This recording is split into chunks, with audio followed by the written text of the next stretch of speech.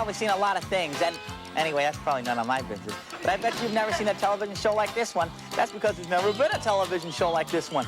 And well, let's hope that's because no one's ever thought of it, rather than like simply they dismiss the whole concept. Oh, you know what'd be worse? Or they tried it, no one liked it. Oh, I never even thought that'd be wrong. Oh, anyway, well, here's the star of the Red Green Show, and incidentally, my uncle, Red Green.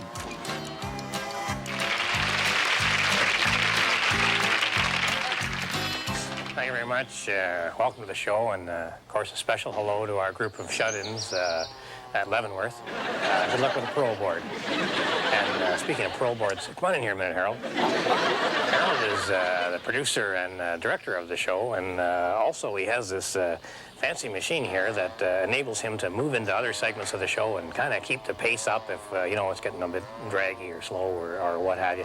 Give us a little demo on that unit there, would you, Harold? Oh, sure, no sweat. Well, Harold, I said just a demo. I'm supposed to tell my well-digging story. Well, let's hope the audience can curb their disappointment. When life gets you down and you can't wait to die, when the slightest contusion brings a tear to your eye, here's what I do when things go wrong. I go on my own TV show and sing a song. Oh, well, at least I'm not a mole. I'm a mole. Thank goodness. Oh, well. Well. At least I'm not a mole. Oh. Either kind. With one, I'm in a hole, completely blind. With the other, I'm a blemish on someone's behind. So put a smile on that long, long face. Unless you're a mole, in which case I apologize for this insensitive song.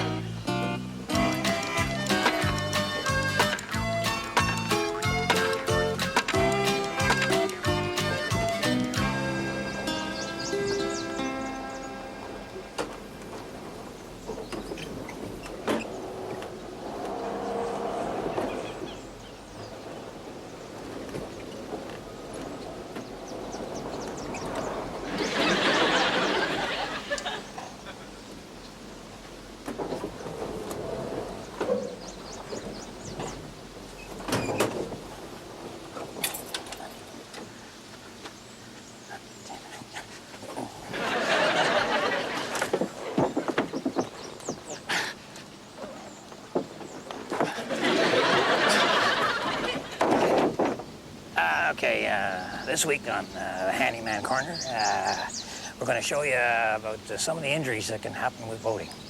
Now, you got to be careful.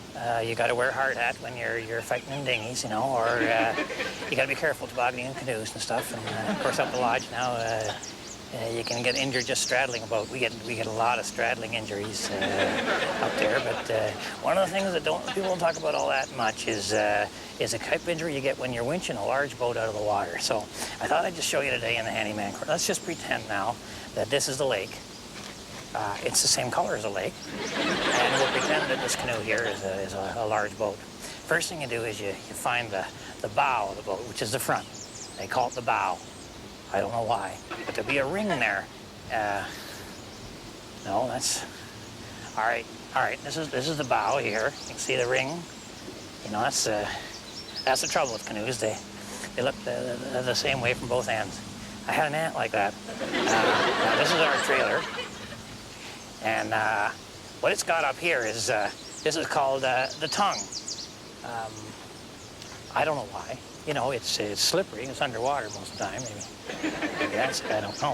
And this is what I wanted to talk to you about. This is called a winch. This is how we get the boat up on the trip. But there's a lot of work involved, and it's very dangerous because the thing can break, or you can hurt your arm, or you can just get bored. So I've got a better way, a different way to get that boat up on the trailer. All right, what I've done is installed a 1-ton power winch into the front seat of the van. It's an attractive installation, I think. But the important thing here is that it's wired into the alternator of the van, and very, very safe. You're a long way from the action back there, and there's no effort involved. This is a control box. You push the button, and you winch the boat up there just as safe and sound as you please.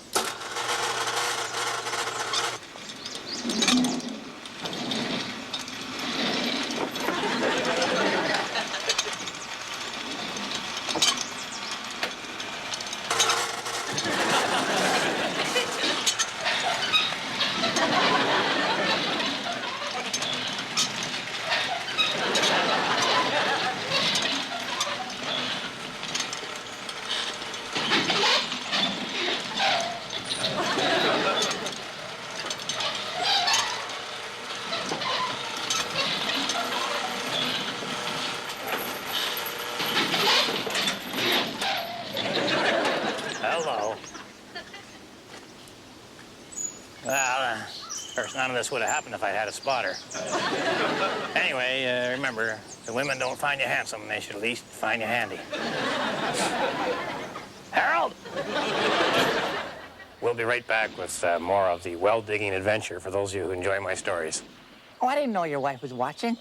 Hi, Aunt Bernice.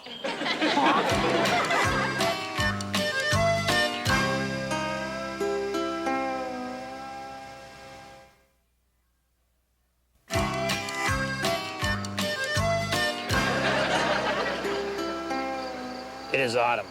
500 geese are flying south in a giant wedge formation like a huge piece of pizza. Shades of mushroom and pepperoni and anchovies. And as they travel, they drop the toppings that they don't like. Well, as I never got a chance to mention earlier, we had a problem with the well up the lodge yesterday. She wasn't pumping any water, and rather than have to go down there and fix the washer on the foot valve, we figured it'd be easier to just dig another well. We were going to do it by hand, but then we found the shovel. Figured we get Stinky Peterson to dig the well, because he's the skinniest, and that way there'd be a lot less of a hole to work on, you know what I mean? Make it easier on everybody. Stinky had problems seeing the logic, but no, he's like that. So we did what the professional work crews do. We just kind of sat in a ring around Stinky and watched him work. He seemed to enjoy the encouragement, and gave him something to throw the dirt at. Uncle Red, this is such like a great story, right? You know what I suggest? Is that we come back to it later. That way the viewer won't turn us off as soon as you're finished, or even worse, before you're finished, right? So let's just go to another segment. No thanks, Harold. I'd rather just kind of carry on with the story now. That's a good one. Bob! Oh, hi, Red. Good to see you. Yeah, I figured you'd be out here, you know, out in the fairway. Another day, another dollar, you know. Well, that's not the green fee, is it? No, Red. No, I'm working for the department today. Studying cloud patterns, you know. See those stratonimbulus over there? It's a high pressure moving in. Yeah, well, anyway, Bob, we're thinking about putting indoor plumbing into the lodge. And we got up a septic thing, and we got the form here, and there's a lot of paperwork to it. And I thought, you know, since you're a member and you belong to the Department of Natural Resources, I thought maybe you could help me out with this. Well, I don't know, Red. You know, I'm not really into the old septic tank approval thing, you know. Oh, thanks. No, my department is wildlife and foliage, full, well, you know what I'm saying. Yeah, well, and weather, too, I guess. What is that? Weather? Oh, yeah, weather and weather stuff, yeah, as you say. Yeah. And golf, I guess, eh? And golf? Yeah. No, not golf. I do that just for fun. Yeah, I'm out here now and then. Well, it's about 7 days a week, I think. Well, I don't know about that. No, not 7 days. There's some days I come out here I don't play. What day? It's in February. 30th, I think. Oh, hey, see over there, Red? Storm clouds brewing over the 9th hole. Hey, what do you say you and I play over to the 9th hole, a couple of rounds, see if there's a storm brewing or something, what do you say? No, I can't do that, Bob. I've already rented the backhoe. It's, you know, waiting to put the septic in, and it's actually costing me money just standing here talking to you right now. Oh, 9 holes, 50 minutes. Well, I don't have 50 minutes, Bob. I don't even have any clubs. Oh, look, I have 2 sets of clubs right here. Yeah, 2 sets of clubs, bag of balls, bag of tees, Mickey of booze, complete golf set. Well, maybe some other time, Bob, huh? Yeah. Yeah, sure, Red. Yeah, always some other time. Another time to do this here?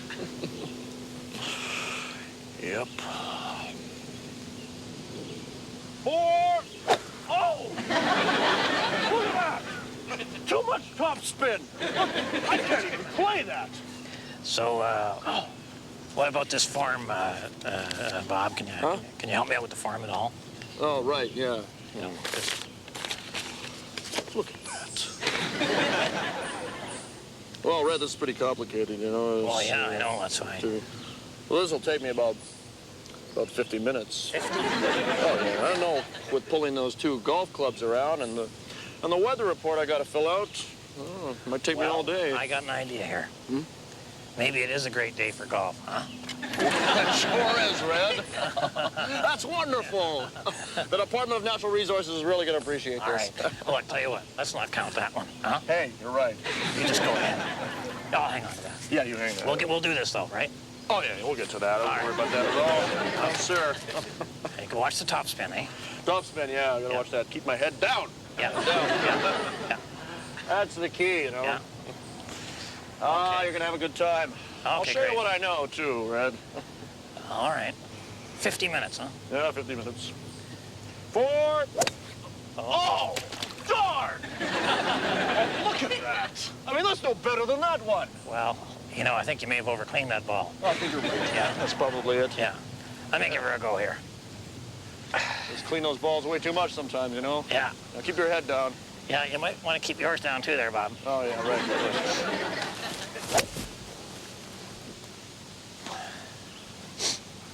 Well, look at that. That's very nice, Red. Very nice. Bob, hit that little flagpole on the green. Is there a penalty for that? No, we'll bend the rules just a little bit, Red. All right. Oh, my goodness. Looks like it's going to rain. Might have to cut the game short, you know. Well, whatever. My leg's acting up, too. If I have a big, important job to do, the kind of job I'd rather not do, I have a little trick, and I'll teach it to you, to make the job go whoppity-boo. Walk away, leave the damn job for another day. Cut yourself some slack, have a cold one, have a nap. Any job that's urgent will be there when you get back. Just tell your boss you're not sufficiently motivated to accept this particular challenge. And anyway, if it was a good job, there wouldn't be any work connected to it, would there? You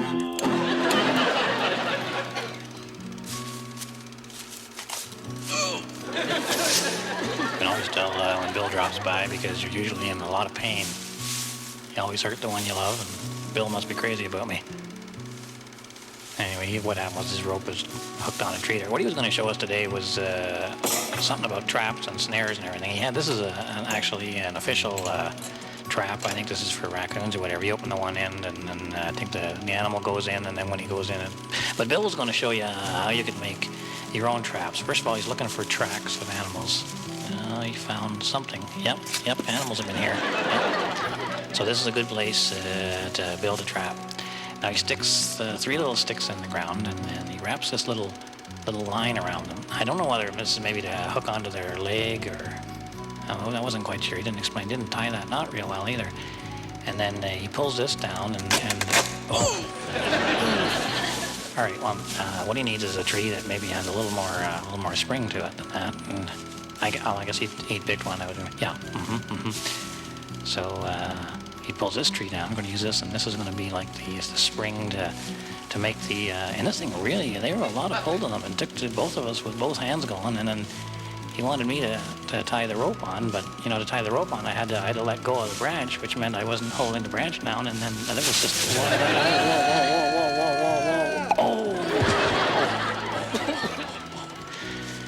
So I thought maybe he wanted to use this tree now, and we'll never get that one bent down.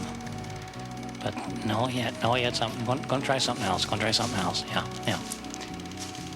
Now this one was really something. He put a little knife in there, and that becomes I believe they call that the fulcrum. And then he hooked that onto a little twig, or maybe there was a nail in that tree from some sort of a previous party we'd had, and then up to I think he called that the trigger. I was getting a little confused at this point. And he had a loop tied in the rope. Then he got me to pick up this log. I believe it weighed 250 pounds or so, because it was full of water and stuff. And now Bill went down to hook up the leg part. Now I was trying to figure out how this would work. I guess the idea is that the animal's supposed to trigger in that lock, because I couldn't figure out how the log would fall, but it worked. So then what he wanted to do is this one I thought was really terrific. He knocked off all the little branches and twigs on this branch that was sticking out, and then what he did was he took his knife, which is a pretty serious instrument there, and he tied that around the end of the branch, and he tied her on pretty good. Maybe not quite as good as maybe he should have, but he had that on there. Now what he does is he backs that up, and again, the spring in these trees, there's a big green tree, and there's a lot of force there. And he was trying to hook it onto something, and with his foot, and then slip, and then look out, and oh.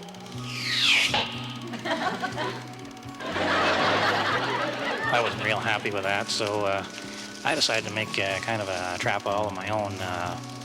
I asked Bill just to stand there by the tree and kind of look like bait. And then this is kind of the maple style of animal trap. And the beauty of this is you don't have to come back and check it. See you later, Bill. It is winter. Toes are numb from the cold, like a family of ice cubes shivering beside their big fat mother. Frozen toes screaming in quiet pain. But no matter how sore they get, I'm not putting them in my mouth.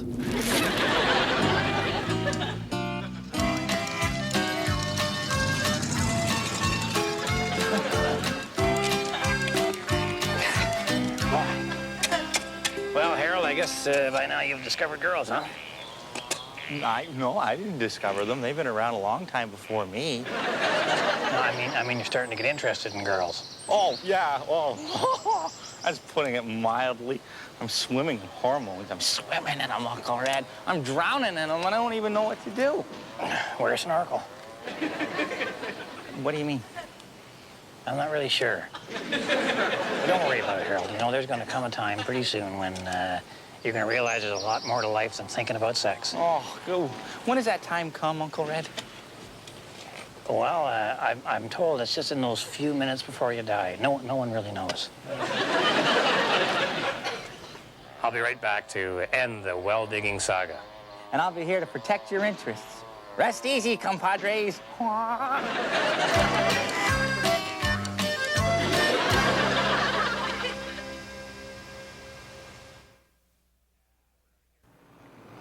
We're out here with my good buddy, Dougie Franklin, and what has to be one of the largest four-wheel vehicles in this country, I believe.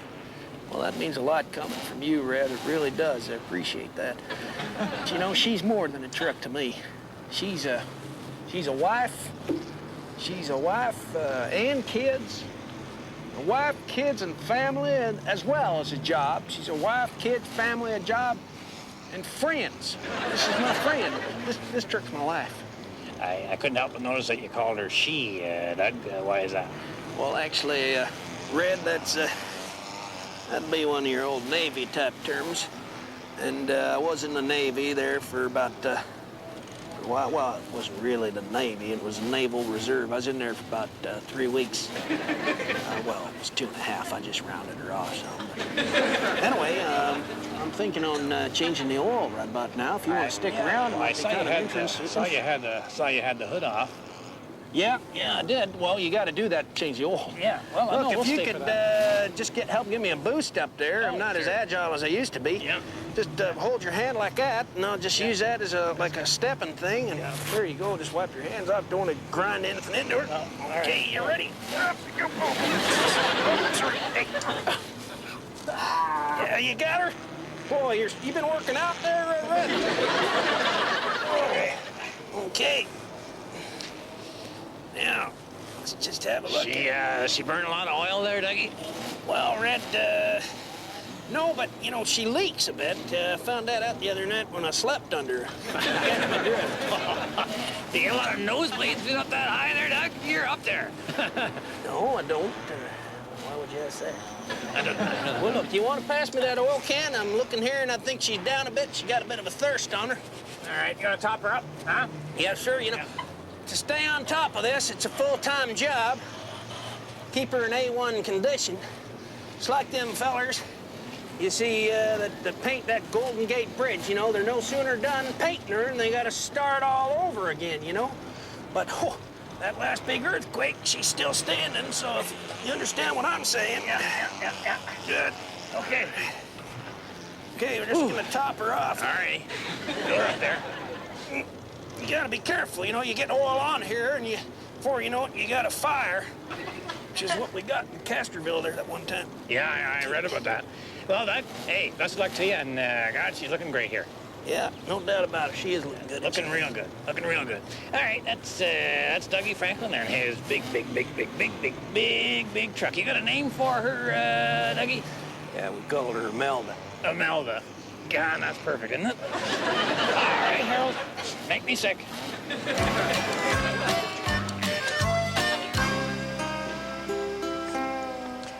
Poor old Stinky was out there digging the well, just digging and digging and digging a long time. I mean, he cut through hydro lines, he cut through gas lines, and he came up with a rock there that was about the size of Moose Thompson's head and about the same weight and very similar in complexion. And then after about 12 hours, he says he thought he was going to strike water at any moment, which is a real dumb thing to say around men who've been drinking beer all day.